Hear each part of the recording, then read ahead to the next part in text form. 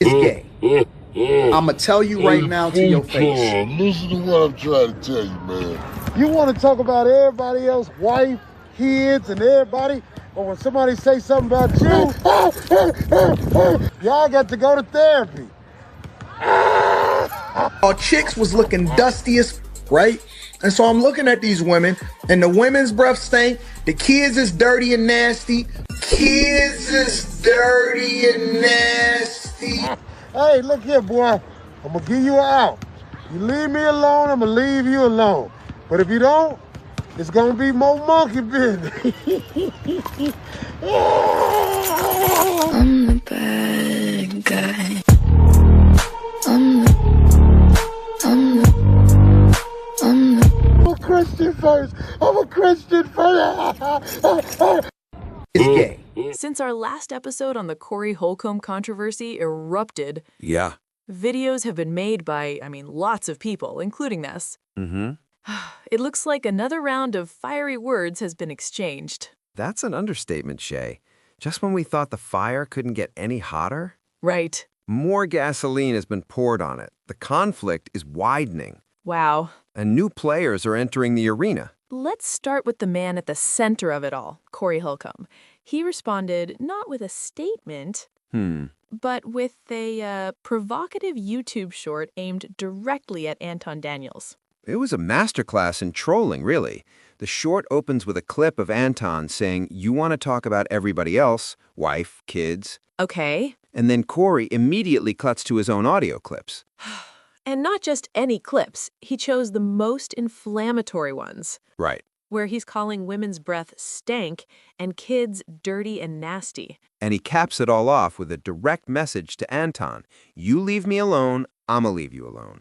But if you don't, oh boy, it's gonna be more monkey business. That's not just doubling down. No. It's a declaration of war. That phrase, monkey business, feels so loaded. Is he threatening more personal attacks, more videos? It's deliberately vague and intimidating.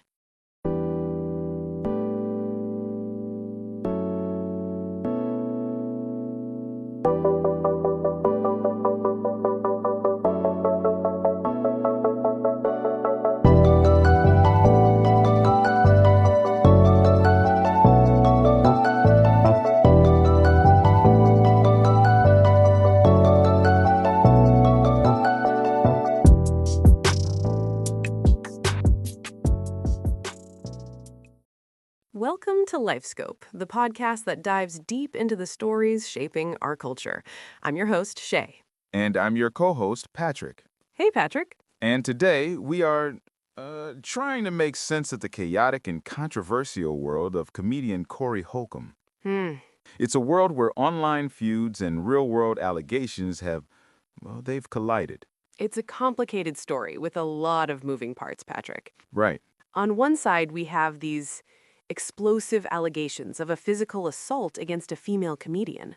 Okay. And on the other, you have the toxic fallout from his viral beef with commentator Anton Daniels. And it all just seems to be crashing down at once. Yeah. So let's start with the most recent fire. Okay. An old incident from, late 2024 or early 2025 has been brought back into the spotlight. Right. And it involves comedian Christina Payne. That's right.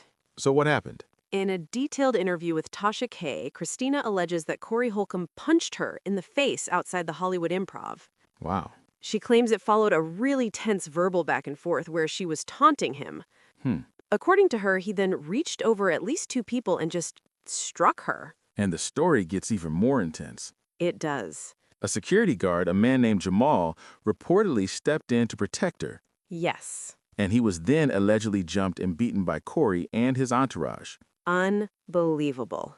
But as you can imagine, Corey's version of events is, it's vastly different. Of course. On his own platform, he claims Christina had been stalking and harassing him. Okay. He says that on that night, she was verbally attacking him, and he admits he mushed her, which he describes as a hard push to the face. Right, a mush. But he is adamant that he did not punch her. And that distinction, between a mush and a punch has become this huge debate online. I bet. But fundamentally, he admits to putting his hands on her. Yeah. And while this is gaining traction now, Patrick, it's far from the only public battle Corey has been in. Not even close. No. People are still talking about that infamous near brawl he had with Anton Daniels. Oh, yeah. It was a moment that went totally viral. And that confrontation didn't just end when the cameras cut. Right. For about a week straight, Anton Daniels went on what can only be described as an "I'll beat Corey up" campaign across social media. Wow. He was talking tough, and it just kept escalating the tension. But Corey's response is what truly set the internet on fire. It really is. Instead of meeting that physical talk with more of the same, Corey took to his show and launched a deeply personal attack on Anton's family. Yeah. He displayed photos of Anton's wife and, most controversially, his minor daughter, while making these incredibly derogatory remarks. And that's where the public opinion is completely fractured. Right. You have one camp saying, well, Anton presents himself as this perfect Christian family man, but was acting a fool, so he had it coming. But then there's the other side, and I have to say I'm on this side, that believes bringing a man's underage child into a beef is a disgusting line to cross. I agree. It's indefensible. For many, it was a point of no return. Absolutely. And now these two separate feuds are starting to get entangled. Chorus, there's a lot of speculation online about the timing of the Christina Payne story re-emerging so forcefully. Okay. Some are floating the theory that Anton Daniels might have played a role in leaking the video to apply more pressure on Corey. In the chess game of internet warfare, that's a fascinating, unproven theory. It is. Whether that's true or not, it forces us to look at a troubling pattern, and it brings up a question that I've seen all over the internet. Yeah? If Corey Holcomb was willing to get physical and, quote, mush a loudmouth female while security was right there, as he put it, why didn't he do anything to Anton when he had his own security? It creates such a stark contrast in his reactions. It does, and was being challenged for a week straight. That's the million-dollar question. Critics are saying it looks like he only confronts people he perceives as easier targets. Right. When you step back and look at the whole picture, it's clear that no one emerges as a winner. No. It's just a vortex of bruised egos, public humiliation, and questionable behavior. It's an absolute mess. Yeah. But the central question in this latest chapter remains, is any amount of verbal provocation give a man the right to physically assault a woman? In one case, it's extreme verbal attacks. In the other, it's alleged physical violence.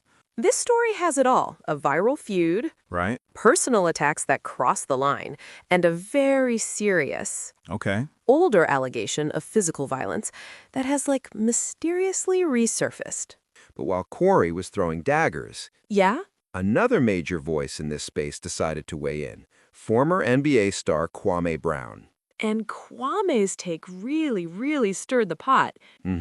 Because he didn't pick a side. He came out and said what a lot of people were thinking. Okay. He condemned Corey for the Christina Payne incident, Right. making it crystal clear you don't put your hands on a woman. But in the same breath, Yeah. he turned his critical eye to Anton Daniels.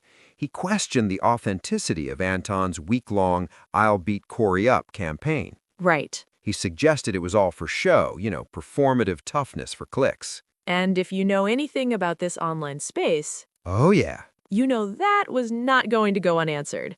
Anton Daniels went live and he came out swinging. He went straight for Kwame, didn't he? Oh, absolutely. Anton claimed Kwame used to be a huge admirer, Wow. colorfully stating Kwame was on his nuts and now is just a cloud chaser whose platform has stalled. He was trying to completely invalidate Kwame's opinion. So Anton is now fighting a war on two fronts. He's battling Corey, Right? and he's in a public feud with Kwame. It's a bold move. It is. And during that same stream, he turned back to the original beef.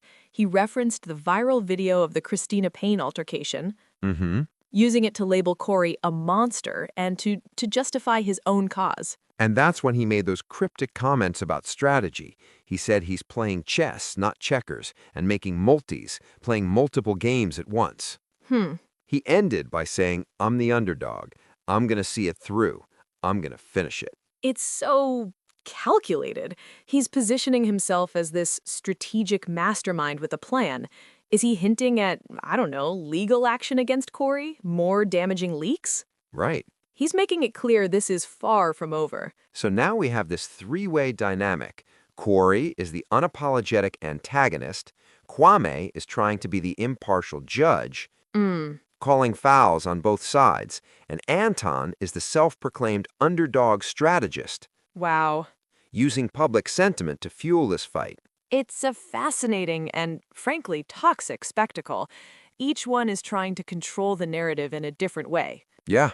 And it seems to be spiraling further out of control with every single video. Now, here's a question we'd like you to think about.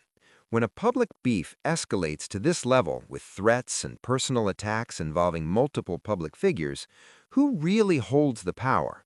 The person with the biggest platform? The one with the most dirt? Or the one who can best sway the court of public opinion?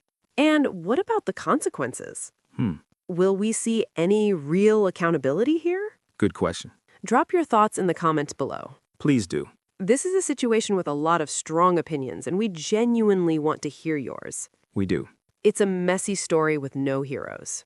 Especially when families and children are dragged into the crossfire. That's all the time we have for today on LifeScope. Join us next time as we continue to explore the stories that matter.